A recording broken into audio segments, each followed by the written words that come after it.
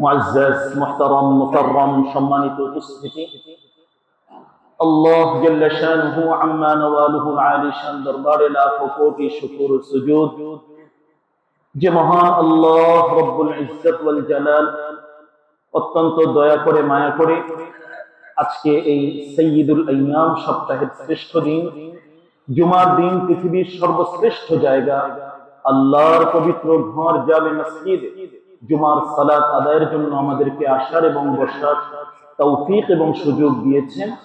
সর্বপ্রথম মহান মালিকের দরবারে শুকরিয়া আদায় করি, অন্তরের অন্তঃস্থল থেকে কালিমাতুশ শুকর আদায় করি, আলহামদুলিল্লাহ। আল্লাহ সুবহানাহু ওয়া তাআলার মহান রহমত আর ইচ্ছায় ধীরে ধীরে আমরা রমাদানুল মুবারকের নিকটবর্তী হতে যাচ্ছি, একেবারেই সন্নিকটে চলে আসছে।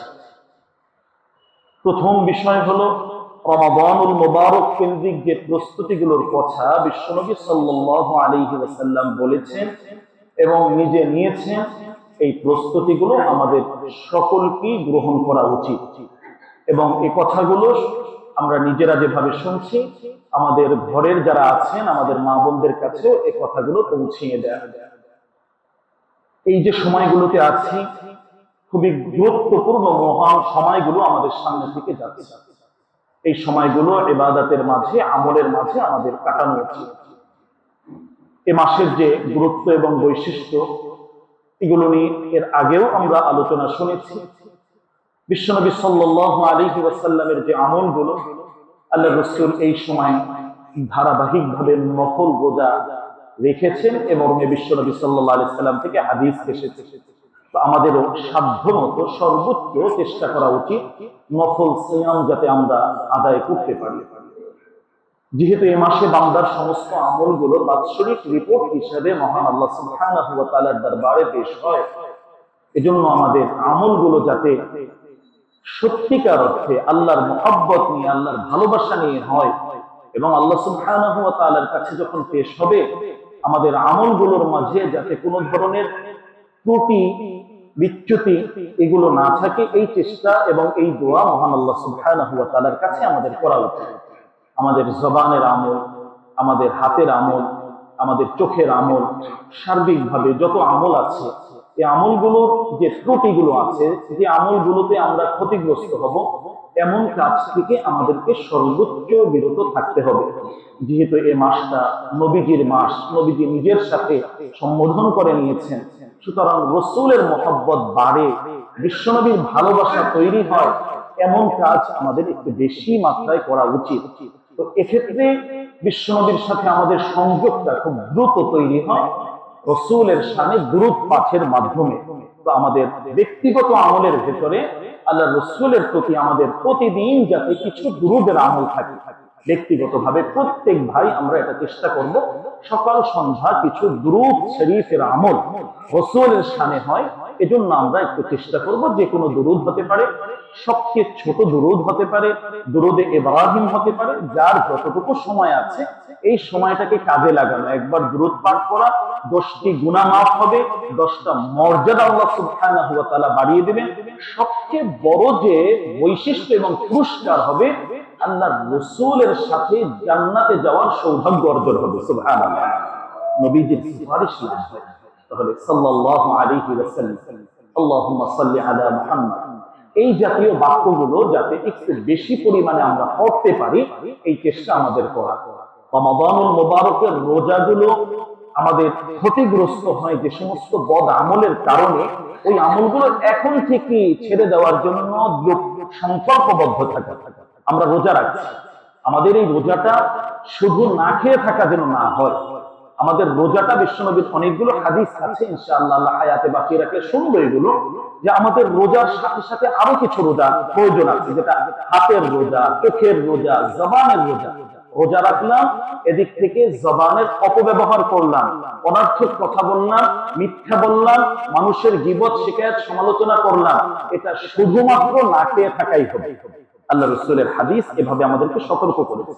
তো আমাদের রোজাটা সর্বোচ্চ কার্যকর যাতে হয়, এজন্য এখন থেকে যে প্রস্তুত, এই প্রস্তুতির ভেতরে আমাদের সকল ধরনের মিথ্যা মিথ্যা বয়কট এটা করতে হবে।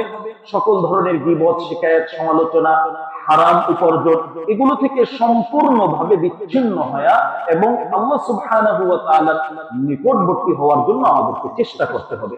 আমরা যদি চেষ্টা শুরু করি ইনশাআল্লাহ আল্লাহ তাআলা সাহায্য করবেন।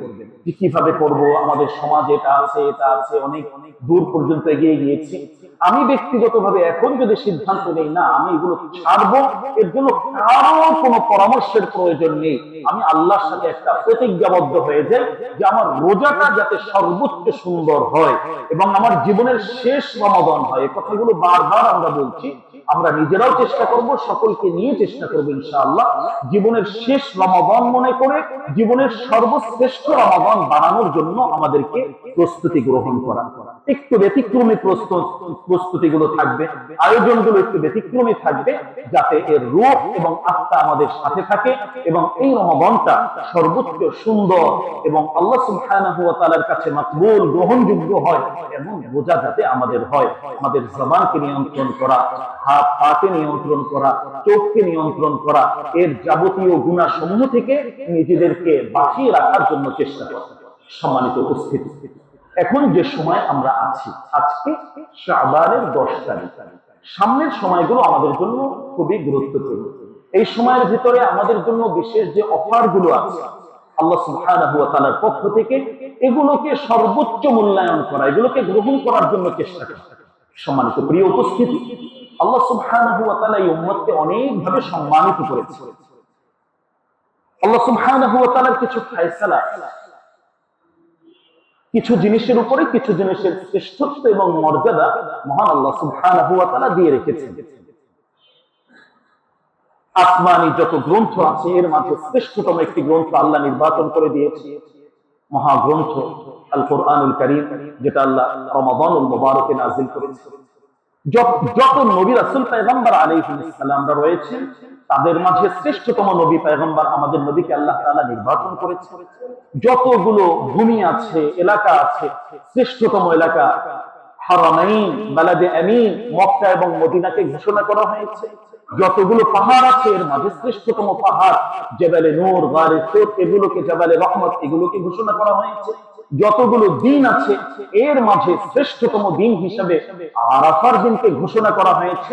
ঠিক একইভাবে সম্মানিত উপস্থিতি, যতগুলো রাত আছে এর মাঝে শ্রেষ্ঠতম কয়েকটি রাতের কথা হাদিসের মাঝে আছে।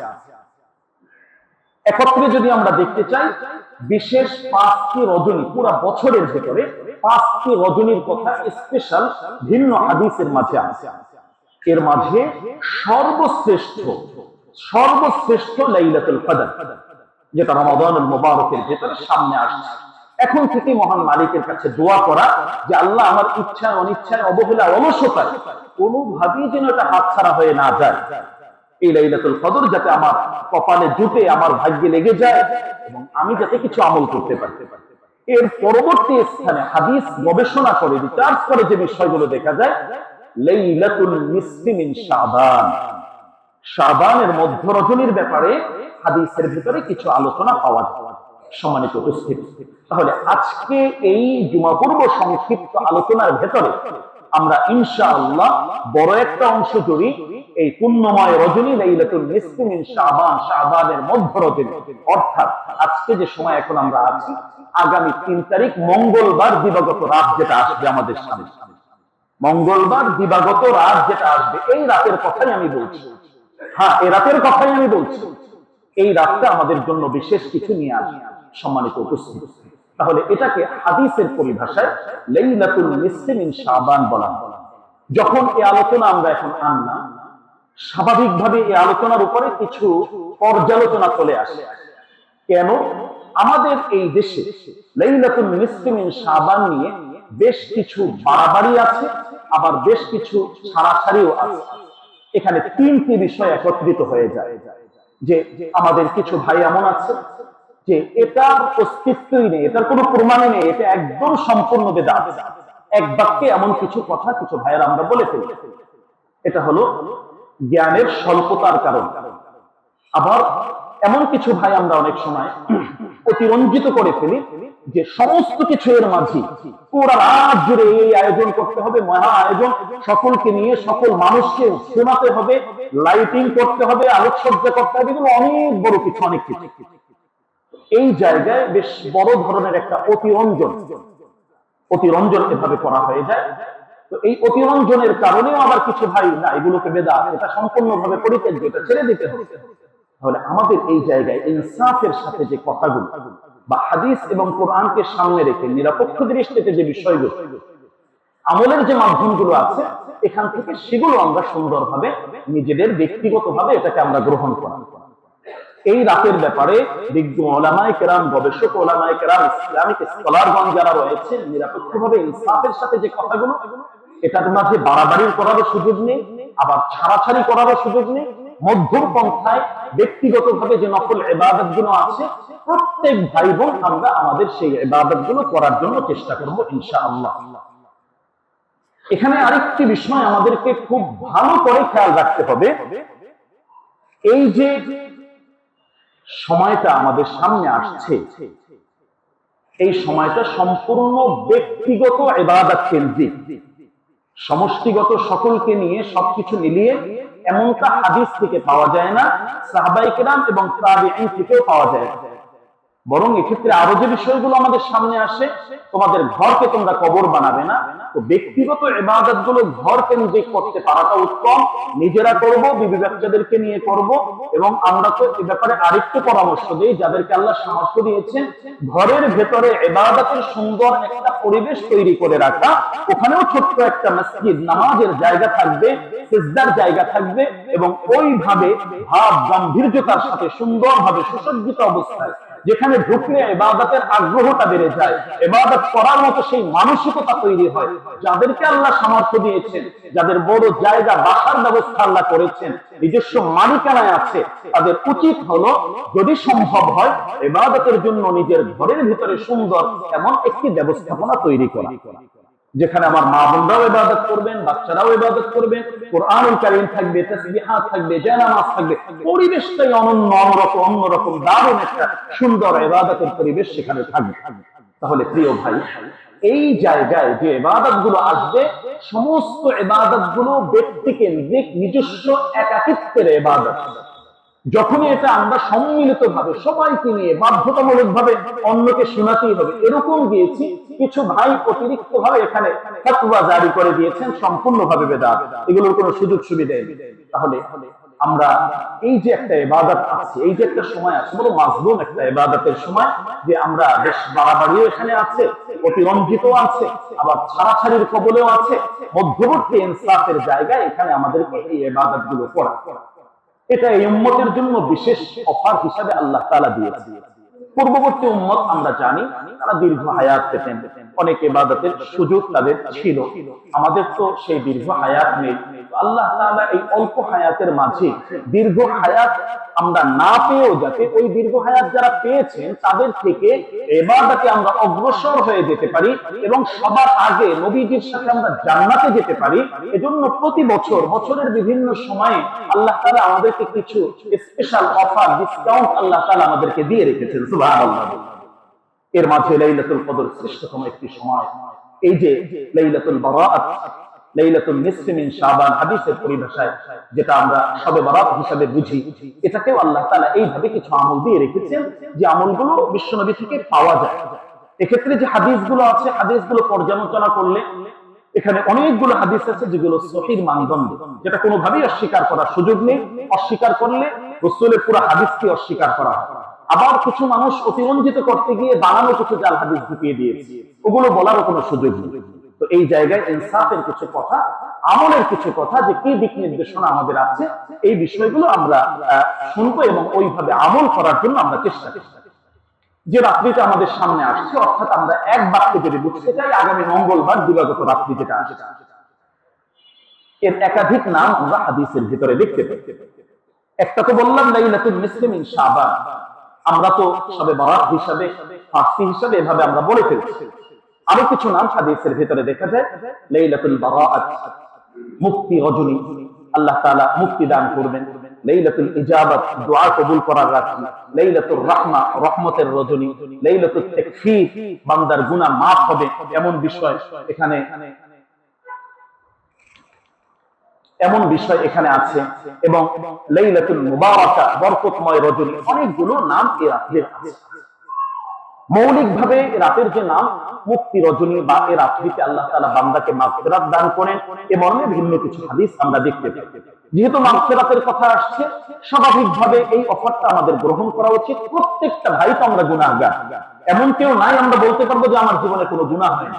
নবী রাসূল ছাড়া পৃথিবীতে এই কথা বলার অধিকার কারো নেই। ইচ্ছা অনিচ্ছা যত বড় আল্লাহ ওয়ালাই আমরা হই, ইচ্ছা অনিচ্ছা অনেক ধরনের ভুল ত্রুটি হয়ে যাবে, তবে শ্রেষ্ঠ কে? খায়রুল খাত্তাইন আত-তাওয়াবুন। ভুল হয়েছে, ভুলের উপর স্থির না থাকা, সাথে সাথে মহান রবের দিকে ফিরে আসা, জীবনে ইউটার্ন দিয়ে ফিরে এসে তাওবার ইস্তিগফারের হালাতে চলে আসে। এবং এই ইস্তিগফারের মাঝে শ্রেষ্ঠতম যে ইস্তিগফার গুলো আছে এগুলো বেশি বেশি করা, এবং এই রজনীতে ইস্তিগফার সংক্রান্ত আমলগুলো বেশি করা। সাইয়্যিদুল ইস্তিগফার, আল্লাহুম্মা আনতা রাব্বি লা ইলাহা ইল্লা আনতা খালাকতানি, এই ইস্তিগফারটা আমরা মুখস্থ করার চেষ্টা করব। যতগুলো ইস্তিগফার, দোয়া ক্ষমা করার জন্য আল্লাহর কাছে প্রার্থনা, এর মাঝে বিশ্বনবী বলছেন এর সবার নেতা হলো এটা, সাইয়্যিদ। ইস্তিগফারের মাঝে নেতা হলো আল্লাহুম্মা আনতা রাব্বি লা ইলাহা ইল্লা আনতা খালাকতানি। বড় চমৎকার কিছু কথোপকথন আল্লাহর সাথে এই বাক্যগুলোর মাধ্যমে হয়। এটা আমাদের মুখস্থ করা, এবং এটা ব্যক্তিগতভাবে সকাল সন্ধ্যা পড়লে, সকালে আল্লাহর কোনো বান্দা যদি পড়ে, ওই দিনে মারা গেলে তাকে আল্লাহ শহীদ মৃত্যু দান করেন, সুবহানাল্লাহি ওয়া বিহামদিহি। সন্ধ্যার সময় মাগরিবের পরে কেউ যদি পড়েন, ওই রাতে মারা গেলে শহীদ মৃত্যু আল্লাহ ওই দরজা দান করেন, সুবহানাল্লাহি ওয়া বিহামদিহি। এটা একটা আমলের বিষয়, যুক্ত করে নেব, আমলের ভিতরে অভ্যস্ততায় নিয়ে আসার জন্য আমরা চেষ্টা করব ইনশাআল্লাহ। তাহলে ওই রজনীতে ইস্তিগফারের হালাতে থাকা, ইস্তিগফারের আমল করা, এটা আমাদের জন্য গুরুত্বপূর্ণ একটি বিষয়। তাহলে মুক্তি রজনী, আল্লাহ তাআলা বান্দাকে মুক্তি দান করেন। এবং গত জুমায় আমরা শুনেছি, এটা আমাদের জন্য খুবই জরুরি, যে আগামী পুরো এক বছরে যাদের মৃত্যুর ফায়সালা হবে, এই ফায়সালার মৌলিক ফরসা আল্লাহ তাআলা এই রাত্রিতেই করে ফেলেন। আল্লাহু আকবার। তো আমার মৃত্যুর ফায়সালা যদি হয়ে যায়, আগামী এই সময়টা যদি না পেয়ে, তো এটা আমার জন্য তো বড় ধরনের একটা সংকটকালীন অবস্থা। তো এই সংকটকালীন অবস্থায় আল্লাহর কাছে খুব কারো মনোবাক্যে চোখের পানি ছেড়ে দিয়ে মহান আল্লাহকে একটু খুশি করার জন্য চেষ্টা করা। নবী ইউনূস আলাইহিস সালাম আল্লাহর কাছে কেঁদেছেন, দোয়া করেছেন। আবুনা আদম আলাইহিস সালাম কেঁদেছেন, দোয়া করেছেন। এগুলোকে আল্লাহ তাআলা মকবুল দোয়া হিসেবে উল্লেখ করেছেন। রব্বানা যালামনা, এটা একটা বড় মকবুল দোয়া। এবং লা ইলাহা ইল্লা আনতা সুবহানাকা ইন্নী কুনতু মিনাজ জালিমিন, এটা বলার পরে তো আল্লাহ বলেছেন ফাস্তাজাবনা লাহু, আরে এই দোয়াটা আমি সাথে সাথে কবুল করে নিলাম, সুবহানাল্লাহি ওয়া বিহামদিহি। তাহলে এটা এমন একটা দোয়া, এমন আকর্ষণের মাঝে রয়েছে, এটা কিন্তু সাথে সাথে ইস্তিগফারেরও একটা অংশ। ইন্নী কুনতু মিনাজ জালিমিন, এটা ইস্তিগফারের একটা অংশ। আমি নিজে ভুল করেছি, আল্লাহর কাছে সেই স্বীকারোক্তি দিয়েছি। তাহলে এই রাত্রিটা নিজেকে ছোট করে বিনয়ের সাথে আল্লাহর সামনে পেশ করা। প্রিয় ভাই, কয়েকটি বিষয় নিজের জীবনে সিদ্ধান্ত নিয়ে নেই। কথা, কাজ, কর্ম, এগুলোতে কখনো দাম্ভিকতা, অহংকার এগুলো যাতে প্রকাশ না পায়, সবসময় যাতে বিনয়ের একটা ভাব থাকে, এই চেষ্টাটা আমরা করবো ইনশাআল্লাহ। এই হাদিসের আলোকে এবং এই আয়াতের আলোকে এটা আমাদের জন্য খুবই গুরুত্বপূর্ণ একটা বিষয়। এটার মাধ্যমে মানুষ ধ্বংস হয়ে যায়, এটার মাধ্যমে আমল বরবাদ হয়ে যায়। দাম্ভিকতা, অহংকার এবং এই যে আত্মগরিমার যে বিষয়গুলো আমরা বিভিন্ন সময় অনেক আমাদের সামনে চলে আসে, সবাই চেষ্টা করব এটা আল্লাহ তাআলার চাদর, এটা নিয়ে যেন কেউ টানাটানি না করে নিষেধ করা হয়েছে। সুতরাং আল্লাহ তাআলার জন্য বিনয়ী হয়ে নিজেকে ছোটভাবে আল্লাহর কাছে গুনাহগার হিসেবে উপস্থাপন করা, নিজেকেই দাবি করে দেয়, নিজেকেই মূল্যবান করে দেয়। আল্লাহ যদি গুনাহগুলো মাফ করে দেন, মৃত্যু হলে এই মৃত্যুটা সফল একটা মৃত্যু। আর আল্লাহ যদি মাফ না করেন, আমি যত আমলই করি, তো আমার আমলগুলো তো কাটাকাটি হবে, শেষ পর্যন্ত কিছুই তো টিকবে না। তাহলে এটা একটা জীবনের সিদ্ধান্ত আমরা নিয়ে নিতে পারি, যে অহংকার মৌখিকভাবে আমলের মাধ্যমে, কর্মের মাধ্যমে এগুলো থেকে একটু এড়িয়ে আসার চেষ্টা করা। যদি আল্লাহর জন্য বিনয়ী হতে পারি, খোদার কসম, বিশ্বনবীর একটি হাদিস আমি শোনাচ্ছি, মান তাওয়াযা লিল্লাহ রাফাআহুল্লাহ। একজন বলছে আপনার প্রতি উত্তর দেওয়ার শক্তি আছে, সামর্থ্য আছে, আল্লাহর জন্য ছেড়ে দিলেন, খোদার কসম আল্লাহ আপনাকে অন্য দিক থেকে অনেক বেশি মর্যাদাবান করে দিবেন, সুবহানাল্লাহ। এটা আল্লাহর রাসূলের ওয়াদা। মান তাওয়াযা লিল্লাহ, আল্লাহর জন্য কেউ যদি নিজেকে বিনয়ের এই অবস্থায় নিয়ে আসে, যা প্রতিশোধ নিতে পারি, কথা বলতে পারি কিন্তু বলবো না, জবানকে নিয়ন্ত্রণ করলাম, আল্লাহর রাসূল তাকে সুসংবাদ দিয়েছেন, রাফাআহুল্লাহ, দেখো বান্দা, তোমাকে এখানে বলছে তুমি বলার অধিকার রাখো, তুমি যেহেতু আল্লাহর জন্য ছেড়ে দিয়েছো, আল্লাহ তোমার ইজ্জত সম্মান অনেক গুণ বেশি বাড়িয়ে দেবেন। সুবহানাল্লাহ। এটা বিশ্বনবীর ওয়াদা।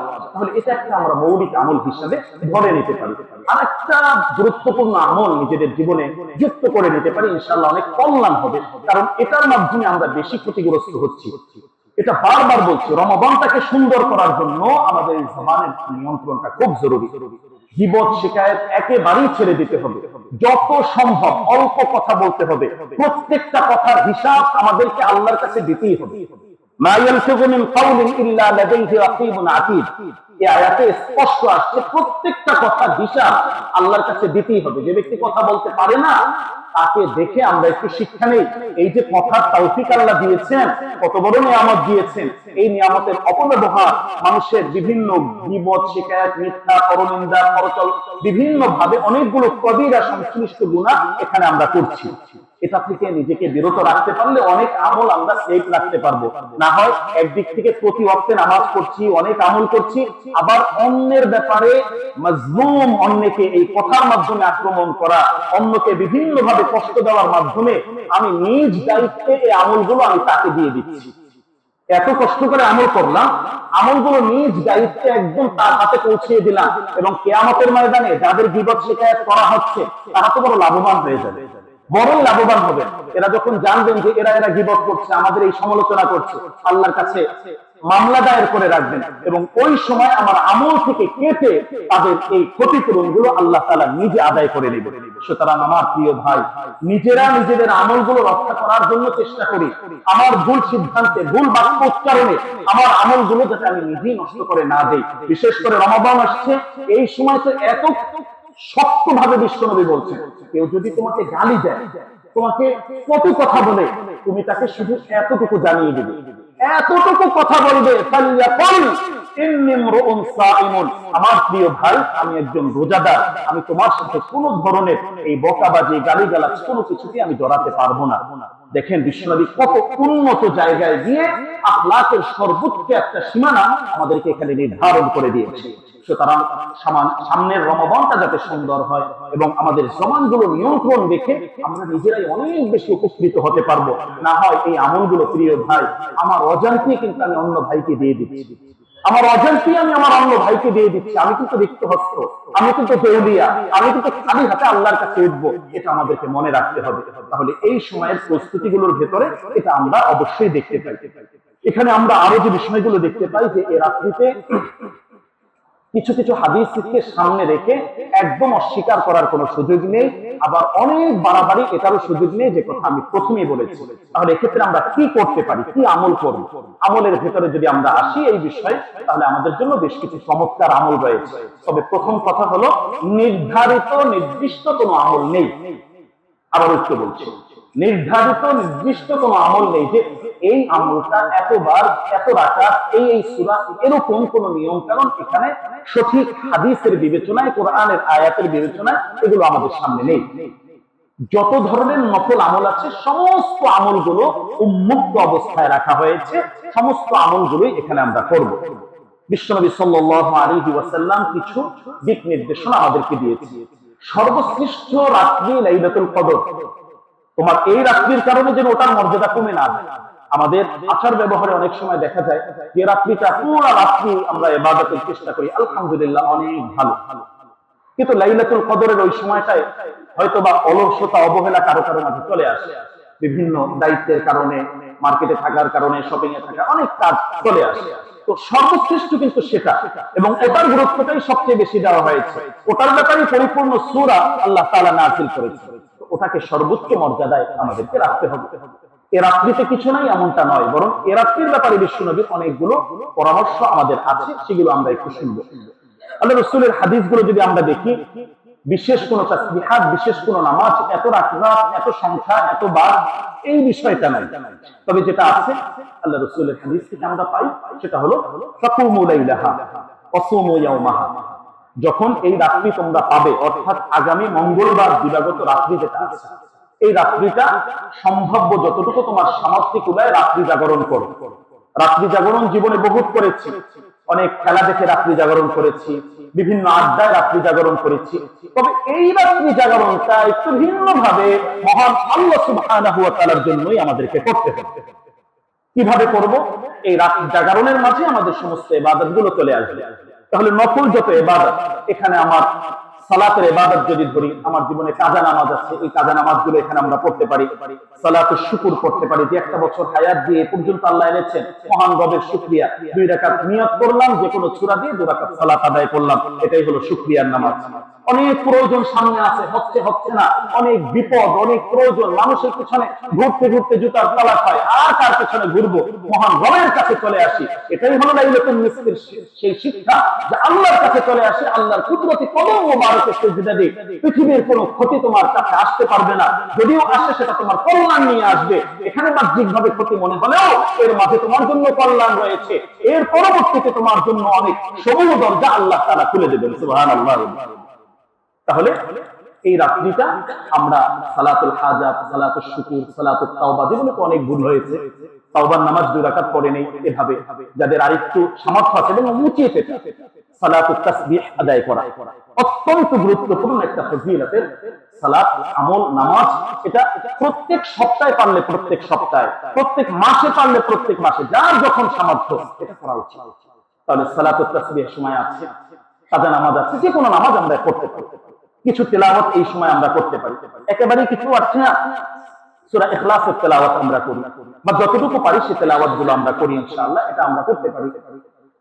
ইস্তিগফারের কথা আগে বলা হয়েছে, কিছু ইস্তিগফার এই সময় আমরা করতে পারি। বেশ কিছু সময় ধরে মহান আল্লাহ সুবহানাহু ওয়া তাআলার কাছে একাকিত্বে কিছু কথা বলা, মুনাজাত, আল্লাহর সাথে বান্দার গোপনে কথোপকথন, এই কাজটা একটু করা। আমার ভাষা আমি যা পারি, সবার সামনে করতে লজ্জা লাগছে, চোখ থেকে পানি আসছে না, একাকী হয়ে যায়, ভিন্ন ভাবে এক কোনায় গিয়ে আমার মনের যে ভাষা আছে, মনের যে আবেগ আছে, আত্মচিৎকার করে মহান রবকে আমি একটু শোনাই যে আল্লাহ এটা আমার প্রয়োজন। যেহেতু রিজিকের ফায়সালা হচ্ছে, মৃত্যুর ফায়সালা হচ্ছে, গুরুত্বপূর্ণ অনেকগুলো বিষয়ের ফায়সালা এখানে হচ্ছে, তো আমার তো এগুলো প্রয়োজন রয়েছে, যাতে এগুলো সুন্দরভাবে হয়, আমার জন্য কল্যাণের হয়, যেখানেই মালিক রাখেন সেখানেই যেন কল্যাণ নিয়ে, বারাকা নিয়ে থাকতে পারি, সেই দোয়াগুলো এই সময়ের ভিতরে আমাদেরকে করতে হবে। সম্মানিত উপস্থিতি, তাহলে এভাবে আমার রাত্রি জাগরণ, রাতের শেষ অংশে তাহাজ্জুদের সালাত এবং বেশ কিছু দোয়া, এরপরে সাহারির আমল, এটা আমাদের পুরো রাত জুড়ে আমরা যখন যেভাবে সম্ভব। আরেকটা বিষয়, বিশেষভাবে যাদের বাসায় করার সুযোগ আছে, বাসাটাকে জীবন্ত রাখতে।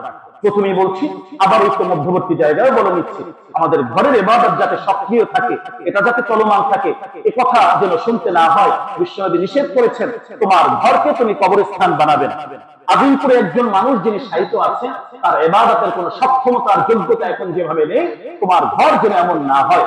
ঘর ওয়ালা যারা আছেন তাদেরকে নিয়ে সুন্দর একটা ইবাদত তুমি চলমান প্রতিদিন করতে থাকবে। এটা রাসূলের পক্ষ থেকে ভালোবাসা নিয়ে আমাদের জন্য নির্দেশনা, এটা আমরা করব। তাহলে হাদিসের প্রথম অংশে তাকুমু লাইলাহা, এর ব্যাখ্যায় আমরা এই বিষয়গুলো সংক্ষেপে বুঝলাম। ওয়াসুমু ইয়াওমাহা, পরের যে দিনটা আসবে বুধবার, এই দিনটা পারলে রোজা রাখবে। বিশ্বনবী সাল্লাল্লাহু আলাইহি ওয়াসাল্লামের এই ব্যাপারে আমলগুলো যদি দেখি, রমাদানের পরে সবচেয়ে বেশি রোজা রেখেছেন এই শাবান মাসে। কখনো কখনো এমন হয়েছে টানা একদম 27 তারিখ পর্যন্ত চলে গিয়েছে, 1 থেকে 27 তারিখ পর্যন্ত, কখনো কখনো মাঝে মাঝে গ্যাপ দিয়েছে। তাহলে এই একটা বিষয় আছে। দ্বিতীয় আরেকটা বিষয় হলো, চাঁদের 13, 14, 15 এমনিতেই রোজা রাখার নির্দেশ আসছে, এই হিসাবে রোজাটা আমাদের রাখতে হয়। তো আমরা চেষ্টা করব পরবর্তী দিন এবং তারপরে বৃহস্পতিবার, এগুলো যাদের সম্ভব, সামর্থ্য আছে, শক্তিতে কুলায়, তারা ইনশাআল্লাহ এই রোজার আমলগুলো এভাবে আমরা করতে পারি।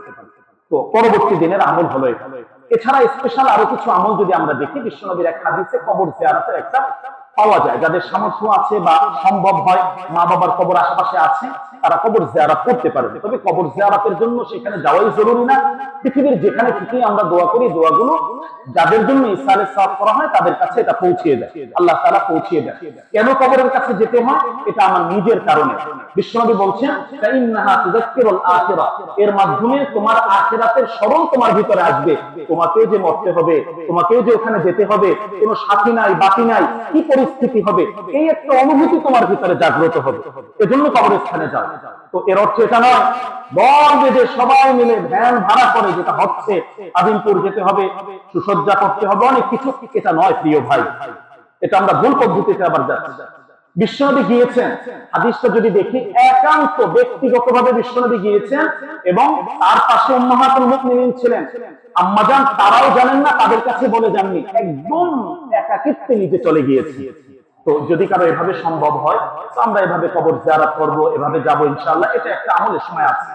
আমাদের তার একটা সুযোগ আছে, যারা আমরা এখানে সালাত আদায় করি, আমাদের ঢুকতে এখানে কবর আছে, ওই উদ্দেশ্যে আমরা যদি কবরে সালাম দিই, আসসালামু আলাইকুম ইয়া আহলাল কুবুর, এটা সবসময়ের জন্যই উচিত। যারা আমরা সালাতে এখানে ঢুকি বা আসি, দুটো কবর আমাদের এখানে সামনে আছে, কবর জিয়ারতের যে বড় একটা ফাজাইল, এটা আমরা ওভাবে করতে পারি। এখানে আমরা ঢোকার সময় কবরস্থানের যে সালাম দেওয়ার গুরুত্ব এবং নিজেকে আখিরাতের একজন পথিক হিসাবে আবিষ্কার করা, এই সুযোগটা আমাদের এখানে আছে, এটা আমরা এখান থেকে করতে পারি, এটা একটা আমল এখানে আছে। এছাড়াও যেহেতু অধিক ক্ষমা আল্লাহ তাআলা করবেন, এ ব্যাপারে বিশ্বনবীর হাদিস আছে, ফায়াগফিরু লিআকতারি মিন আদাদি শাদি গানামি কালব, বনু কালব গোত্রের যে মেষপাল গুলো আছে, এর যে পশম গুলো আছে, এর থেকে অধিক মানুষকে আল্লাহ এর রাত্রিতে ক্ষমা দান করবেন, সুবহানাল্লাহি ওয়া বিহামদিহি। অর্থাৎ ক্ষমার আধিক্যতা বুঝাতে গিয়ে বিশ্বনবী এভাবে বলেছেন। তাহলে ক্ষমার একটি বিষয় এর রাতের সাথে সংযুক্ত আছে, নিজেকে চূড়ান্ত বিনয়ী অবস্থায় আল্লাহর সামনে পেশ করা, আমি যে বড় গুনাহগার এই কথা স্বীকার করা, যে এই আসমানের নিচে জমিনের উপরে ওগো মাবুদ আল্লাহ, আমার থেকে বড় গুনাহগার তো আর দ্বিতীয় আরেকটা নাই, আমি সবচেয়ে বড় গুনাহগার, আল্লাহ এই মুহূর্তে তুমি আমাকে মাফ করো, আসামি হিসাবে উঠিও না আল্লাহ, জাহান্নামে ওই জায়গায় ফেলো না যাদেরকে তুমি কিয়ামতের ময়দানে ভাগ করে দিবে, অন্তাজুল ইয়াউমা আইয়ুহাল মুজরিমুন, কিছু মানুষকে আল্লাহ ভাগ করে দেবেন, যা গুনাহগার এখান থেকে পাশ হয়ে যা, আমার নেককার বান্দায়েরা, তোরা বদকার, তোদেরকে ভিন্ন করে ফেলে, আল্লাহ ওই বদকারদের কাতারে আপনি উঠাবেন না।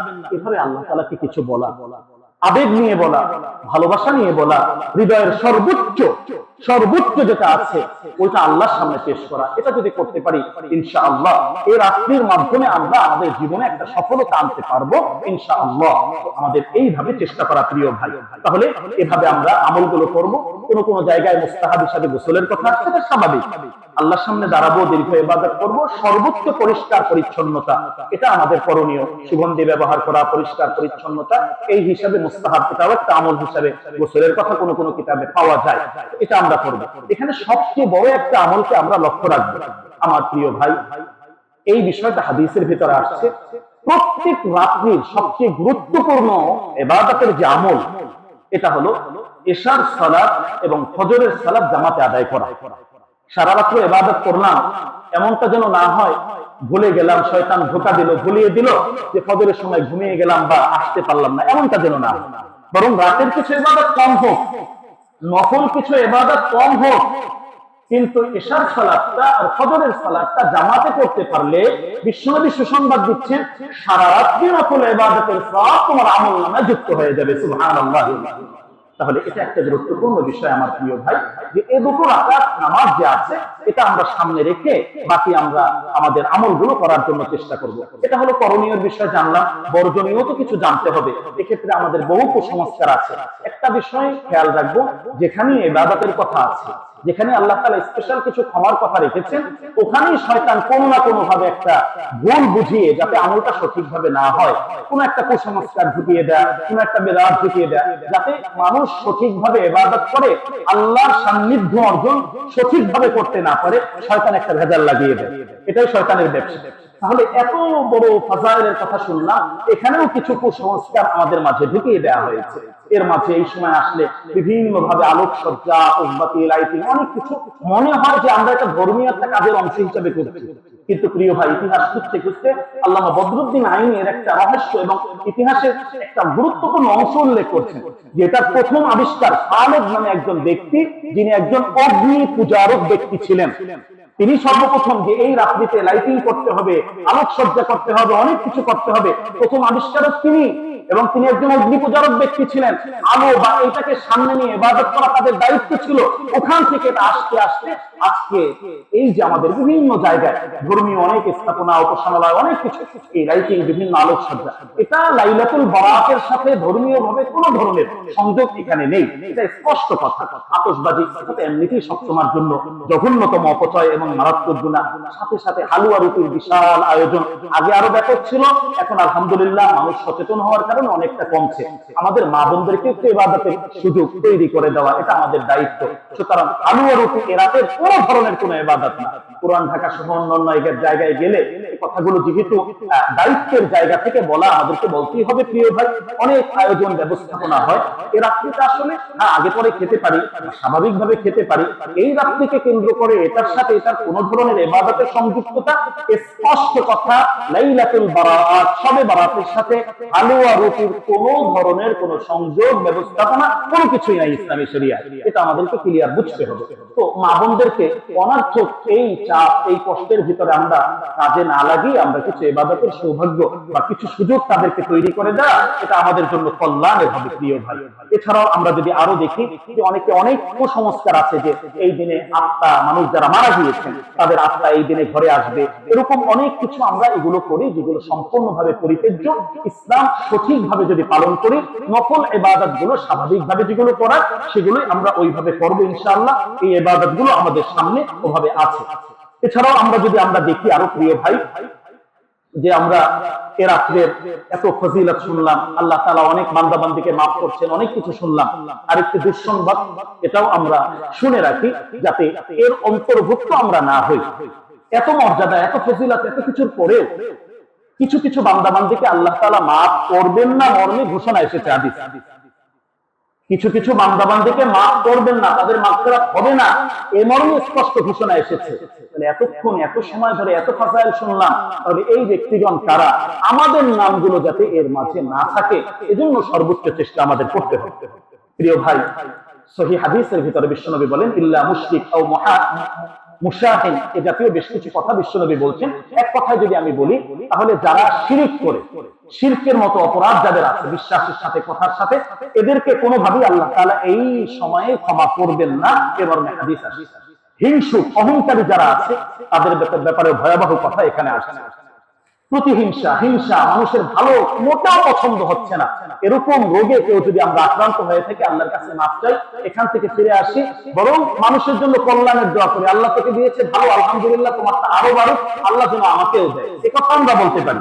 কিন্তু ওরটা কিভাবে ধ্বংস হবে, ওরটা কিভাবে নষ্ট হবে, এই জাতীয় কোনো বিষয় যাতে আমাদের ভিতরে কাজ না করে, তাহলে আমরাও কিন্তু ক্ষতিগ্রস্ত হয়ে যাবে।